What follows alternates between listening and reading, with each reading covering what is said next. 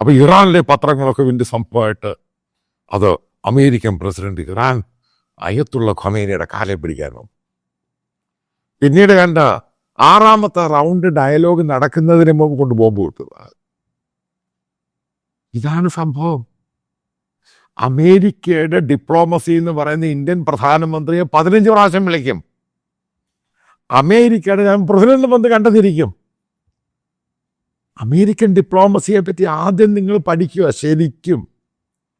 അവർക്ക് വേണ്ടിടത്ത് അവർ ആരുടെയും കാലം പിടിക്കും, അവരെല്ലാം ചെയ്യും.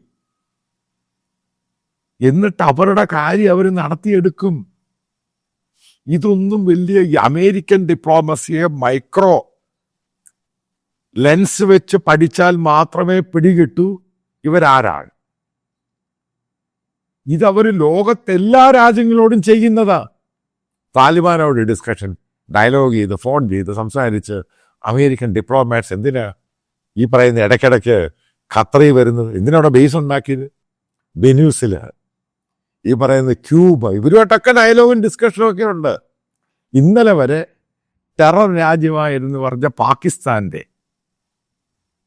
അതിൻ്റെ ആർമിയുടെ ചീഫിനെ അമേരിക്കൻ വൈറ്റ് ഹൗസിൽ വിളിച്ചിരുത്തി